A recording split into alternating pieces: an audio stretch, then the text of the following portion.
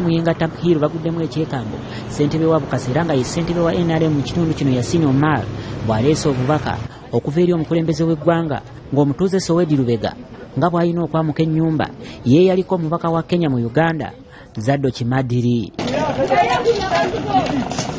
Abannyondo ba kkooti era nga babadde bakulembeddwa Moses Kirunda bafulumizza ebintu bya Lubega wakati mu bukuumi okuva ku poliisi y'e Kabalagala. Abantu be basanzeewo bonna bakwatiddwa ne batuuzibwa wansi okulaba nga tebalemesa nteekateeka eno era bagezezzaako okuwalira babatutte tebalinnya. Balina n'ebyuma ku mmotoka ssebwa mbu yabakulira oyo.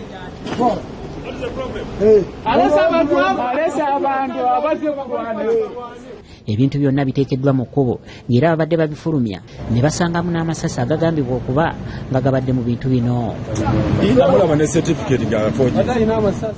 Bino we bijjidde minisita omubezi avunaanyizibwa ku ttaka Pasisi Namuganza yakamala okulagira abantu bano abaali bafulumiziddwa okudda mu nnyumba yaabwe wabula Kirunda amusekeredde. These officers or viewers, instead of everybody coming out of the fence to see, now the Kabalagala police is heavily guarding the commissioner's place without any. By the way, even where there is a court order, we witness and move away. We witness and do what? And go away. Namuganza, Minister of State for Lands. Naye ate kyewuunyisa nnyo okulaba nga Namuganza ate yeekobana n'ababbi okubba ettaka.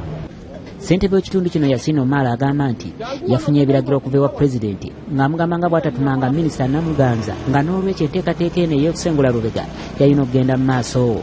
Naye ekigambo minisita Namuganza abadde akozesa agamba pulezidenti ensonga zimanyi era yagamba n'okugamba swedi sakutwala wa pulezidenti kati tetumanyi interest ye ya Namuganza mu kintu kino. Kakati kintu kyangu era pulezidenti twamutuukiridde ne ambasada yamutuukiridde.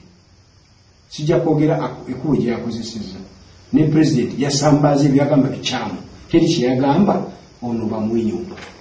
Wetuviiridde mu kitundu kino ng'ebintu byonna bifulumiziddwa nga n'emmotoka ebaddemu etwaliddwa ku poliisi e Kabalagala.